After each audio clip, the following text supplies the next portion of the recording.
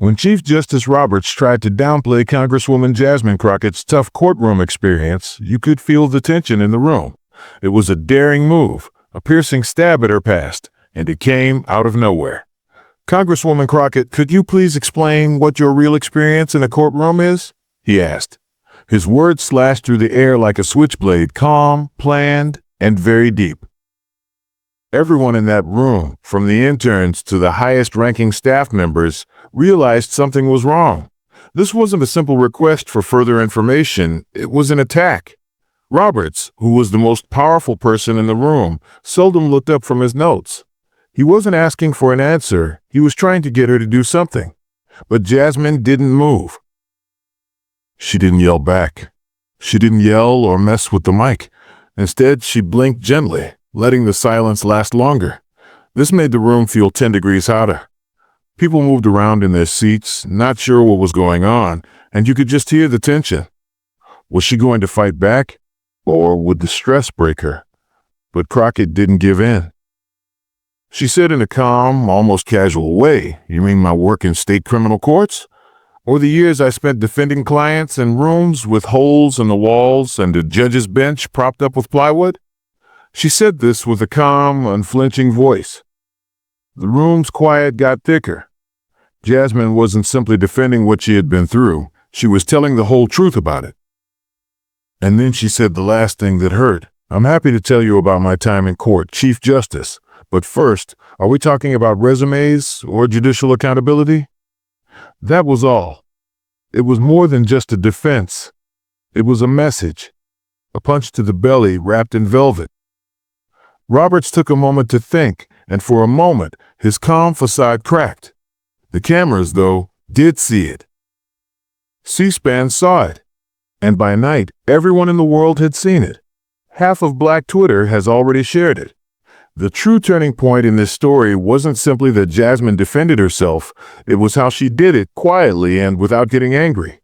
Her stillness spoke louder than any yell. Jasmine wasn't finished. She stood there like a force of nature, strong and steadfast. She spoke to the room again, her gaze moving over the panel. "I've read crime scene reports while sitting in plastic chairs in law libraries where the printers didn't work," she remarked. "I've seen judges roll their eyes as I tried to explain why my client's confession shouldn't be allowed." There was a heaviness to her voice, even though it was quiet. It was a deep, obvious truth.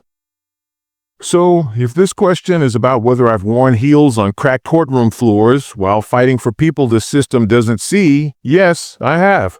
There was no sound in the room. Not even the Republican chair, who was infamous for cutting people off with severe time limitations, spoke. Nobody spoke up. The balance of power had changed in that room.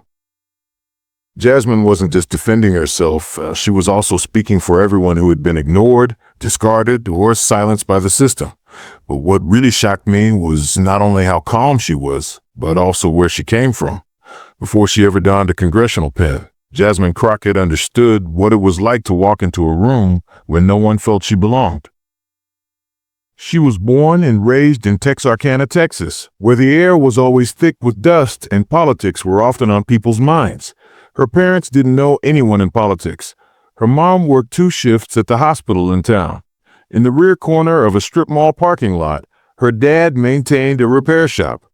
There were no Ivy League ties or handshakes in fancy chambers. For Jasmine, the path to success wasn't straight. It was a maze. She won a scholarship to Rhodes College, but almost lost it when the counselor failed to send in 1 page of documentation. It was a little mistake, but it might have ruined her whole future. That moment stayed with her. The fact that 1 missing paper might have taken everything from her. Jasmine put her life into a beat-up Honda Accord after graduation and went to Houston, where she signed up for classes at Thurgood Marshall School of Law. It wasn't anything special. The lecture rooms didn't smell like polished wood, and the vending machines were broken more often than they worked. But Jasmine learned how to stay alive there. She didn't want to get rich. She only wanted to figure out how a system had held people like her down for decades. Most of her classmates wanted to work in corporate law, but Jasmine went the other way. In Jackson, Mississippi, she became a public defender. That first year almost killed her. In the office she shared with others, the air conditioning barely functioned, and the court clerks always nicknamed her sweetheart, no matter how many cases she won. But Jasmine stayed. She stayed because she knew that no one else would if she left. She answered calls late at night, hurried to precincts in the early morning, and fought for clients who had no one else to turn to. She stayed because there was always another case to win.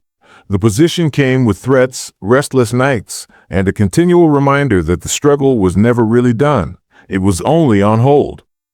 5 years later, she left Mississippi, relocated back to Texas, and opened her own clinic in Dallas. She worked on civil rights matters that no one else would touch. She fought against illegal stops, unfair evictions, and police threats. There were weeks when she could barely pay her bills, but she did it because the individuals who came to her realized she wasn't simply a lawyer. She was someone who would fight with them, even when it was hard. But Jasmine's quest didn't end there. One day, at a neighborhood meeting, she watched a local councilman laugh off pleas from neighbors about lead pipes and schools closing. At that point, she understood she had to do something else. She had to be in the room where the rules were formed if she wanted to change them. That is why she ran for office in her state. She walked from door to door, giving out flyers with sore feet.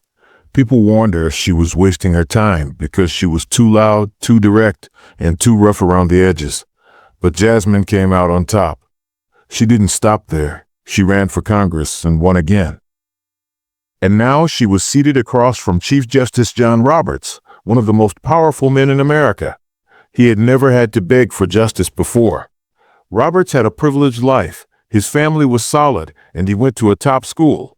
He had never been in a courtroom when his freedom and life were at stake. But what about Jasmine? She had lived through that. And when she questioned him, not with anger, but with facts, it rocked him in a manner he wasn't ready for. Jasmine's struggle wasn't just about her own experience. It was also about standing up to a system that had long overlooked people like her. She asked, "Do you know what it's like to ask a judge to give bond to a mother of two who stole diapers because her benefits didn't come through on time? Or to stand up for a 19-year-old who took a plea deal after spending months in jail because he couldn't pay $500? She didn't wait for a response. She didn't stop, though. She informed Roberts that she had to defend a woman whose trial transcripts were missing whole pages. The woman got 12 years in prison, although there is no record of the trial. It wasn't simply a case. It was a real person, a story, and a life on the line. She realized that this moment wasn't only about her, it was also for everyone who had been silenced by the system. And Jasmine wasn't finished. She was only getting started. There was a lot of tension in the room. Some members of the committee moved around in their chairs. Chief Justice Roberts looked at the paper in front of him but didn't touch it. Instead, he cleared his throat and replied, "Congresswoman, this hearing is about how judges act, not about individual cases." But Jasmine Crockett was not going to give up. She cut him off, not angrily but firmly enough to make him stop. "Yes, I agree," she answered, her voice calm but firm.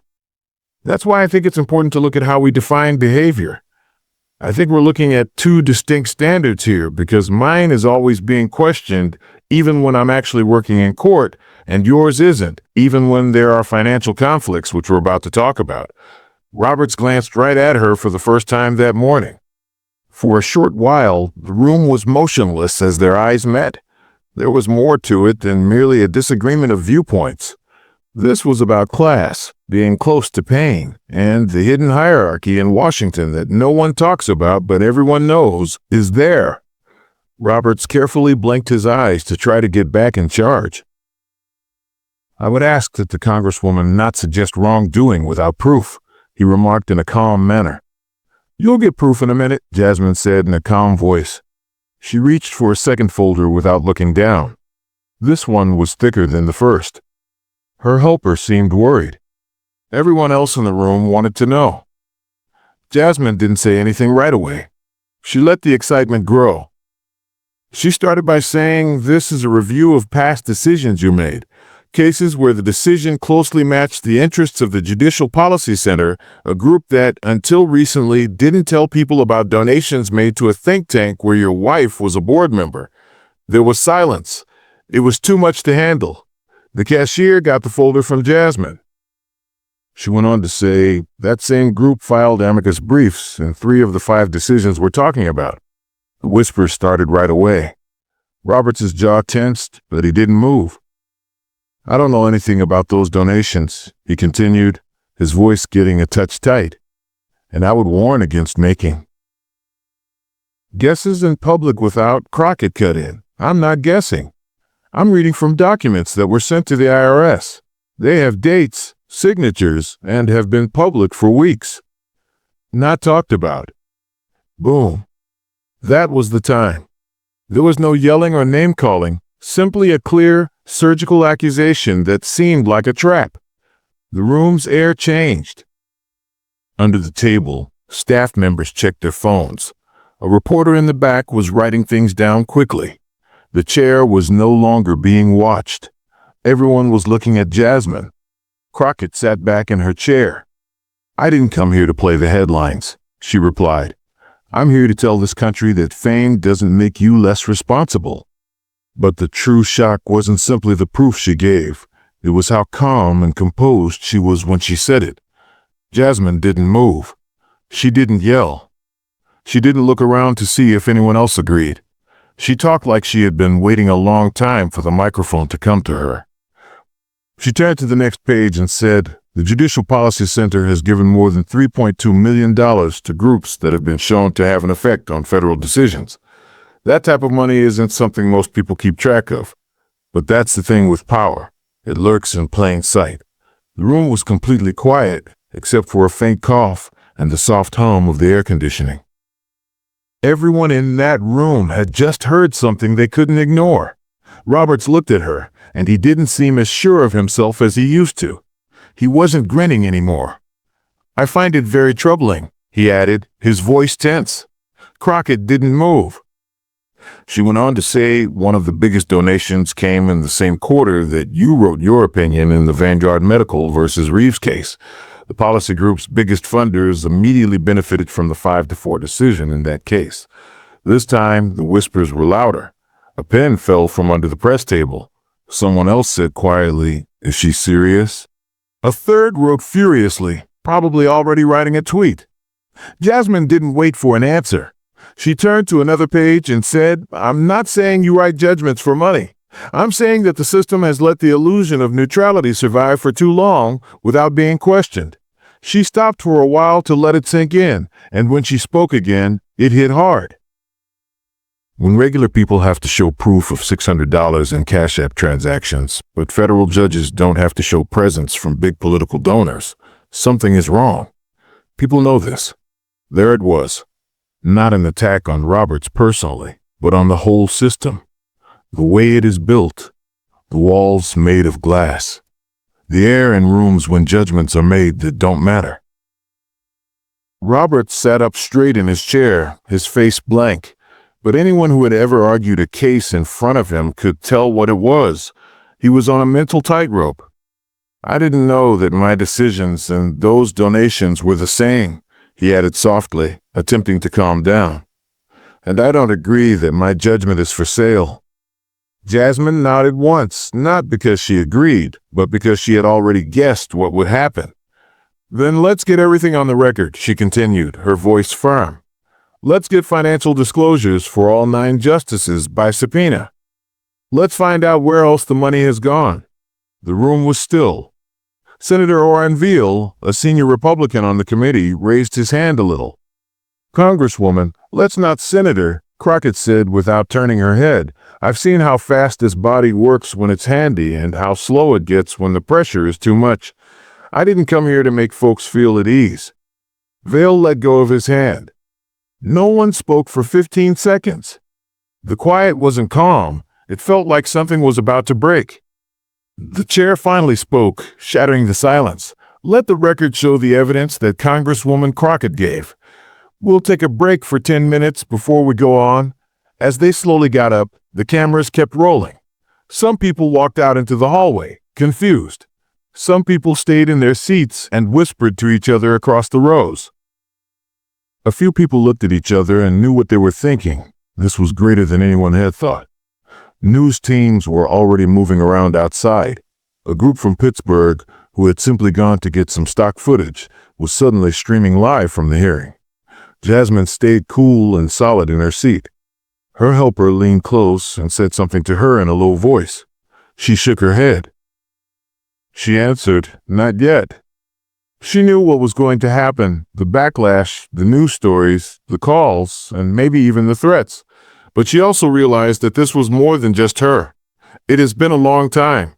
She had just ripped back one corner of the curtain, but what was about to happen next wasn't just about her. It was about the way things worked. The building seemed different by the time the 10-minute break was over. There were reporters, interns, and policy analysts in the rotunda, all of them looking at their phones and refreshing Twitter. "Did you hear what she said about the Vanguard case?" Someone whispered. The mood in the committee room had changed. It was no longer tense or explosive, but quieter. Everyone realized they were now a part of something they didn't fully grasp and couldn't control. Jasmine sat up straight and calm where she had been. She wasn't looking at her phone or going over her notes. She was just waiting to see what would happen next. The world outside was already waking up to what was being spoken. The video garnered more than 3 million views by the time the sun went down. It wasn't simply news about politics. It was everywhere. People sent it to each other in group chats, put it on Facebook, and watched it again on TikTok. The fight between Jasmine Crockett and Chief Justice John Roberts had become more than just a news story. It was a symbol. Dion, a young barber in Akron, leaned back in his chair and stated, "That woman didn't blink. She spoke what no one else would." And at a community center on East Market Street, Tasha couldn't believe her eyes when she saw the clip on someone's phone. Everything had just changed for Jasmine Crockett. Reggie put down a bag of gloves and exclaimed, "She really brought the IRS filings on camera? I didn't even know you could do that in a hearing." That's not just guts, that's skill. But others had different opinions on it. Cable news picked up the story and ran with it, but not everyone was happy with it. Commentators on one network talked about whether Crockett's tone was right for such a high-profile legislative setting. In 10 minutes, they played the footage 5 times, each time paying attention to how she said it instead than what she said. She suggested that the Chief Justice corrupt, said a former federal judge who is now an analyst. A younger commentator quickly replied, "She didn't imply it. She showed the papers." That's not shade, that's proof. People were discussing all around the country, from church parking lots in Arizona to university lounges in Des Moines. Some people muttered, while others fought. And shortly, there were think pieces all over the place. Some people complimented Crockett for going beyond the polite formalities of politics. Others criticized her for bringing the courts into what they considered a politicized show. One writer dubbed her the voice of righteous disruption, and another warned of erosion of decorum in democratic spaces. The argument went on. But something deeper was going on in the middle of all the hubbub. Michaela, a 16-year-old girl, viewed the clip 3 times in a Tulsa diner. "So, is that what being a lawyer is really like?" she questioned her mom. Her mom grinned and didn't take her eyes off the TV. "That's how you show courage." At the same time, Crockett's Congressional office got more than 9,000 emails in only 48 hours. Half were for it and half were against it. Some people told her to know her place and stated she was rude. One person just muttered, "You'll regret this." But the other comment stuck with her, a handwritten letter from a retired court clerk in Mobile, Alabama, a voicemail from a public defender in Kansas City who said she cried in her car after seeing the movie, and a message from a mother in Phoenix that said, "My son is studying law now. He heard you talk and said she looks like us. Thanks for reminding him why he started." Things were getting tense on Capitol Hill as well. Some of her Democratic co-workers stayed away from her in the cafeteria. Someone gave her a careful SMS that said, "Bold move today. Hope you're ready for the fallout," but another person strolled into her office without knocking. Drew Mallory, a quiet congressman from Michigan with a beard that often appeared half-trimmed, said, "You did something most of us never do. You told the truth, no matter what it cost." Crockett stopped what she was doing on her laptop. "I didn't do it because I was brave." "I know," Mallory said. "That's why it was." Roberts was getting ready for his answer while the public spoke about it. 3 days following the hearing, the Supreme Court made an unusual public announcement. It didn't take long, only 4 paragraphs, written neatly and printed in the serif type that the court employs for almost everything. The statement didn't name Crockett or directly address the Judicial Policy Center's claims, but everybody who witnessed the hearing knew what it was about. The statement said, "Thoughtful discussion, not targeted political provocation, must protect the integrity of the court and its justices.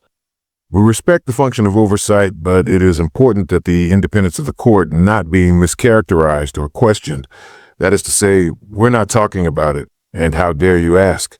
The announcement came out just before noon on a Thursday.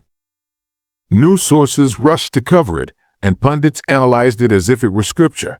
One person stated, "Clear rebuke." A legal expert on another network laughed and said, "Public relations dodge." Roberts didn't talk to the press or give any interviews, but in legal circles, the message was clear. He was drawing a line. That afternoon, a tale came out of the court, but it was anonymous, of course. It said that Roberts was deeply disturbed by the personalized nature of the accusations, and that these kinds of attacks undermined the institution's credibility. Crockett didn't say anything. No Twitter, no interviews, and no press events. She didn't say anything. But her silence made the strain even worse.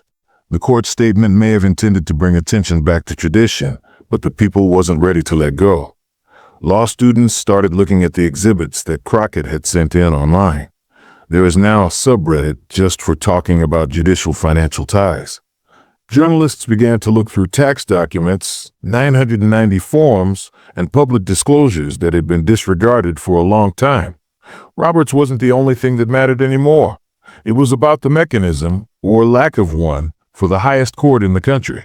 In the meantime, Crockett's office had turned into a war room.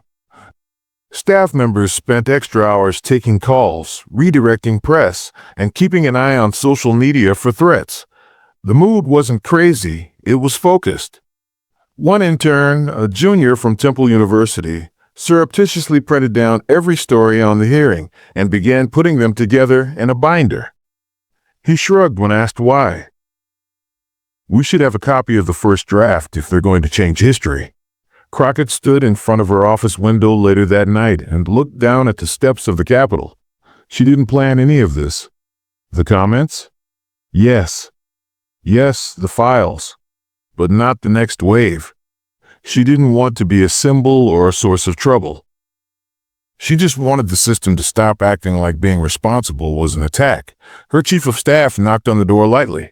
He held out a tablet and said, "You should see this." There was a headline that said, "Justice Roberts faces renewed scrutiny over undisclosed ties. Senators want the Judicial Ethics Code to be bigger." It wasn't a win, but it wasn't quiet either. Jasmine gave the tablet back without saying anything. Her colleagues down the hall talked about whether or not to send out a follow-up statement. One aide added, "Don't feed it. Let them keep scrambling." "Don't say anything and let people keep asking questions," someone else said. "That's what worries them the most, when others won't let it go." That night, she opened her laptop and read the Supreme Court statement again. This time, she didn't care about the tone. She was scared of what it said. The carefully chosen words of a man who felt he couldn't be touched, only to find out that someone had the guts to touch back. There was more to this than just a fight between two names.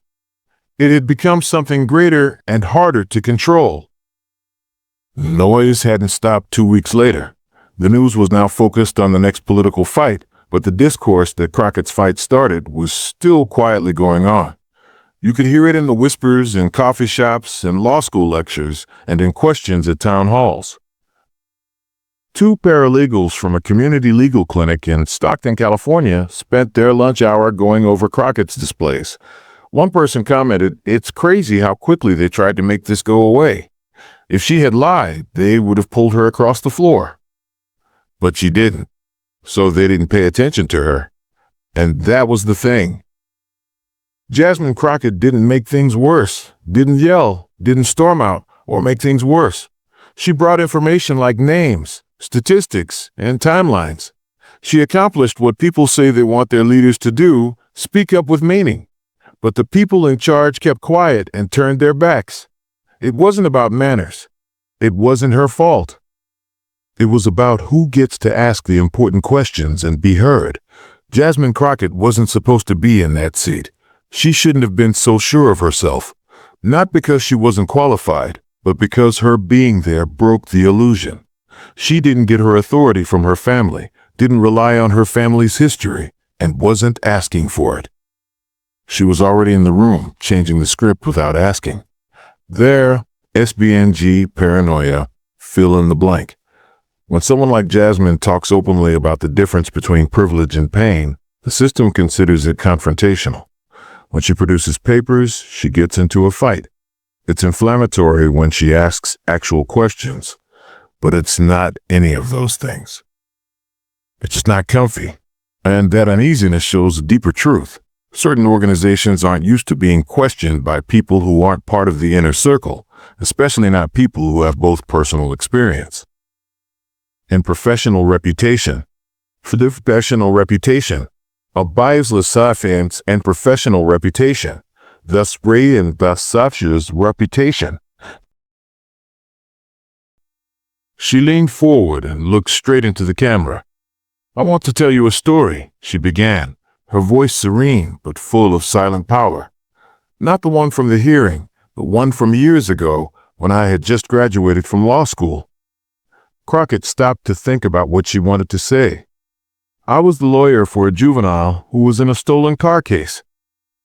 He was 17 years old and had never been in trouble with the law before. What about the car? He said it was his cousin's, but no one believed him because the cousin was in county jail and couldn't be reached in time. I spent the whole weekend looking for documents, phone numbers, and other things to verify that the car was borrowed and not stolen. In the end, I did. She sighed gently, and a faint smile tugged at her lips, but it didn't reach her eyes. The charges were dropped. But I remember the judge glaring at me like I was wasting everyone's time, like it was a pain to protect this boy's freedom. She turned her head back to the camera and kept her eyes steady. Sometimes the fight isn't about the facts. It's up to the people in charge to decide if you even have the right to pose the question. The youngster, the courtroom, the congressional hearing, and the stillness that followed were all connected by one thread. She didn't think of herself as a hero, and she didn't say she had one. What she did was harder. She showed him a mirror. This system wasn't made for everyone, she remarked, her voice calm and strong. We know that, but what counts is what we do when we see it in real time. When we're in the room and those double standards show up, do we stay quiet to keep our seat? Do we say something and risk losing it? The comments went crazy. Speak louder. Keep going. She looked through the messages but didn't stay long. She wasn't here to do anything. She was here to remind people of one basic fact: truth doesn't need permission. They'll call it disrespectful, she said, her voice steady. They'll say it goes against tradition. But I didn't choose this job because it fit a mold. I came here to end the silence that has been hurting people for years. Her gaze stayed steady. We can have power and still forget the people who sent us here. We could also give it meaning. We can still stand tall after we pull back the curtain. She stopped for a long time, letting the heaviness of her words hang in the air. Then she smiled a little and said, "Anyway, that's all I've got for tonight. Thank you for still watching. Keep asking questions. Stay focused. Don't let anyone make you feel bad about caring." She ended the feed after that. No catchphrases. No orchestration. A lady is just telling the truth, plain and simple. That video would eventually be displayed in schools. A few campaign speeches would use it as an example. Some would change it, and some would respect it. Crockett didn't need it to become viral, though. She needed it to be true. Power can never totally go back to slumber once it has been questioned. Not when people know how easily it breaks when the truth comes out. If this story touched you, she added in a calm voice, if you think that the people in charge should be open, responsible, and fair, share this video. Talk about it. Send it to someone who still believes that the system always works the way it should. She moved closer to the camera so that her eyes were on the lens. And most importantly, remember that you don't need permission to ask for better. Don't forget to subscribe too, she said. We need more voices like this. Stay with us as we keep pushing for change and the truth.